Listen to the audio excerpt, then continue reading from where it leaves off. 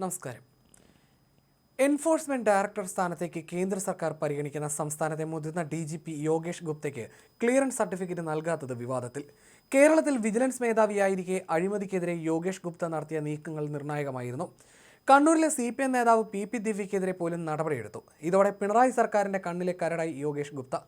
വിജിലൻസിൽ നിന്ന് ഫയർഫോഴ്സിലേക്ക് സ്ഥാനചലനമുണ്ടായി. പോലീസ് മേധാവിയായ യോഗേഷിനെ നിയമിക്കില്ലെന്നും വിലയിരുത്തലെത്തി. പിന്നാലെയാണ് യോഗേഷ് കേന്ദ്ര ഡെപ്യൂട്ടേഷന് ശ്രമം തുടങ്ങിയത്. അത് ചെന്ന് നിന്നത് EDയുടെ ഡയറക്ടർ പദവിയിലേക്കാണ്. യോഗേഷ് ED തലപ്പത്തെത്തിയാൽ എന്തും സംഭവിക്കും. മുഖ്യമന്ത്രി പിണറായി വിജയനെതിരായ കേസുകളിൽ ED അതിവേഗം മുമ്പോട്ട് പോകാനും സാധ്യതയുണ്ട്. ഇതെല്ലാം മനസ്സിലാക്കി യോഗേഷ് ED തലപ്പത്ത് എത്താതിരിക്കാനുള്ള കള്ളക്കളികൾ നടന്നു. ഇതിന്റെ ഭാഗമായി ക്ലിയറൻസ് സംസ്ഥാനം നൽകിയില്ല.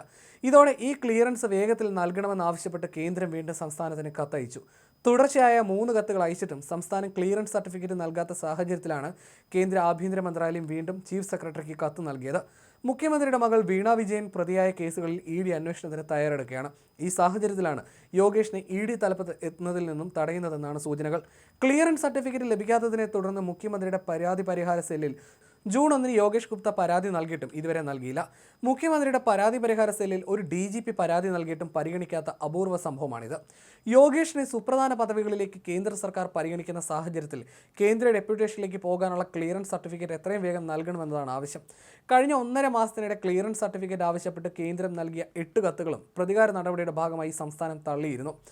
ഇതേ തുടർന്ന് യോഗേഷ് ഗുപ്ത മുഖ്യമന്ത്രിയുടെ പരാതി പരിഹാര സെല്ലിൽ ജൂൺ 1 നൽകിയ പരാതി ഇന്നലെ വരെയും തുറന്നിട്ടില്ല.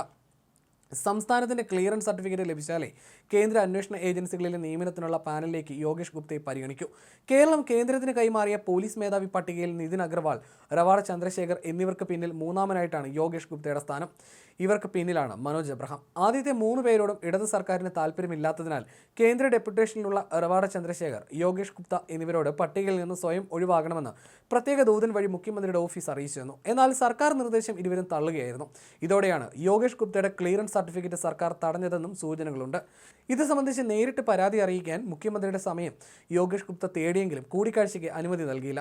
2030 വരെ സർവീസുള്ള യോഗേഷ് ഗുപ്ത 3 മാസം മുമ്പ് വരെ പോലീസ് മേധാവിയാകാൻ ഏറ്റവും കൂടുതൽ സാധ്യത കൽപ്പിച്ചിരുന്ന ഉദ്യോഗസ്ഥരിൽ ഒരാളായിരുന്നു. എന്നാൽ വിജിലൻസ് ഡയറക്ടറായിരിക്കെ കണ്ണൂർ മുൻ ജില്ലാ പഞ്ചായത്ത് പ്രസിഡന്റ് PP ദിവ്യക്കെതിരെ കേസെടുക്കണമെന്ന് ശുപാർശ ചെയ്തതും സർക്കാരിനോട് കൂടിയാലോചിക്കാതെ KM എബ്രഹാമിനെതിരായ വിജിലൻസ് കേസിന്റെ ഫയലുകൾ CBIക്ക് കൈമാറിയതും സർക്കാരിന്റെ അപ്രീതിക്ക് കാരണമായി.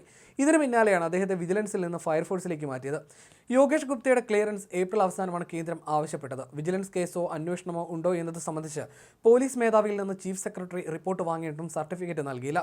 തുടർന്ന് ജൂൺ 1 യോഗേഷ് ഗുപ്ത മുഖ്യമന്ത്രിയുടെ പോർട്ടലിൽ പരാതി നൽകി. സംസ്ഥാനത്തിന്റെ ക്ലിയറൻസ് സർട്ടിഫിക്കറ്റ് ലഭിച്ചാൽ കേന്ദ്ര അന്വേഷണ ഏജൻസികളിലെ നിയമനത്തിനുള്ള പാനലിലേക്ക് യോഗേഷ് ഗുപ്തയെ പരിഗണിക്കാൻ സാധിക്കും. CBIയിലും എൻഫോഴ്സ്മെന്റ് ഡയറക്ടറേറ്റിലും ജോലി ചെയ്തിട്ടുള്ള യോഗേഷ് ഗുപ്ത ഈ ഏജൻസികളുടെ തലപ്പത്തെത്താൻ സാധ്യതയുള്ള ഉദ്യോഗസ്ഥനാണ്. 30 വർഷം സർവീസ് പൂർത്തിയാക്കിയവരെയാണ് പോലീസ് മേധാവിയാക്കി നിയമിക്കുക. അത്രയും സർവീസ് ഉള്ളവർ പട്ടികയിൽ ഇല്ലെങ്കിൽ 25 വർഷം പൂർത്തിയാക്കിയവരെയും പരിഗണിക്കും. സംസ്ഥാന പട്ടികയിലുള്ള സുരേഷ് രാജ് പുരോഹിത്, MR അജിത് കുമാർ എന്നിവർക്ക് 30 വർഷത്തെ സർവീസ് ഇല്ല. UPSCയുടെ 3-അംഗ പട്ടികയിൽ യോഗേഷ് ഗുപ്ത ഉൾപ്പെട്ടാലും സംസ്ഥാന പോലീസ് മേധാവി സ്ഥാനത്തിന് സാധ്യതയില്ലെന്നാണ് ചൂണ്ടിക്കാണിക്കുന്നത്. ഹൈക്കോടതി നിർദ്ദേശപ്രകാരമാണെങ്കിലും KM എബ്രഹാമിനെതിരായ വിജിലൻസ് കേസിന്റെ ഫയലുകൾ CBIക്ക് കൈമാറിയത് വിജിലൻസ് ഡയറക്ടറായിരിക്കെ യോഗേഷ് ആയിരുന്നു. ചില പൊതുമേഖലാ സ്ഥാപനങ്ങളിലെ കണക്ക് ക്രമക്കേട് സംബന്ധിച്ച് അന്വേഷണം ആവശ്യപ്പെട്ടതും സിവിൽ സർവീസ് ഉദ്യോഗസ്ഥർ ഉൾപ്പെടെയുള്ളവർക്കെതിരായ പരാതികളിൽ തീർപ്പുണ്ടാക്കിയതും യോഗേഷ് ആയിരുന്നു. ഇതെല്ലാം സർക്കാരിന്റെ അപ്രീതിക്ക് കാരണമായിരുന്നു. ഇതിന് പിന്നാലെയാണ് അദ്ദേഹത്തെ വിജിലൻസിൽ നിന്ന് അഗ്നിരക്ഷാ വിഭാഗത്തിലേക്ക് മാറ്റിയത്. സർക്കാരുമായി ഇടഞ്ഞ യോഗേഷ് ഗുപ്ത കേന്ദ്ര ഡെപ്യൂട്ടേഷനിൽ പോകുന്നത് വലിയ പ്രത്യാഘാതം ഉണ്ടാക്കുമെന്ന വിലയിരുത്തൽ സെക്രട്ടേറിയറ്റിലെ പലർക്കുമുണ്ട്. ഈ സാഹചര്യത്തിലാണ് ക്ലിയറൻസ് കൊടുക്കാതെ കേരളത്തിലെ അപ്രധാന തസ്തികകളിൽ യോഗേഷിനെ ഒതുക്കാനുള്ള നീക്കം. നവീൻ ബാബു ആത്മഹത്യാ കേസിൽ PP ദിവ്യക്കെതിരെ സ്വീകരിച്ച നടപടികളാണ് സർക്കാരിനെ ചൊടിപ്പിച്ചതെന്ന് യോഗേഷ് ഗുപ്തയെ അനുകൂലിക്കുന്നവർ പറയുമ്പോൾ ചില ഫയലുകൾ സർക്കാർ അനുമതിയില്ലാതെ CBIക്ക് കൈമാറിയതാണ് പ്രശ്നമെന്ന് മറ്റൊരു വിഭാഗം ആരോപിക്കുന്നു. ഇത് KM എബ്രഹാമുമായി ബന്ധപ്പെട്ട ഫയലുകളാണ്. ഇതോടെ പോലീസ് മേധാവിയാക്കില്ലെന്ന് ഏതാണ്ട് ഉറപ്പായ യോഗേഷ് ഗുപ്ത കേന്ദ്ര ഡെപ്യൂട്ടേഷനിലേക്ക് മടങ്ങാനുള്ള നീക്കം നടത്തുകയായിരുന്നു.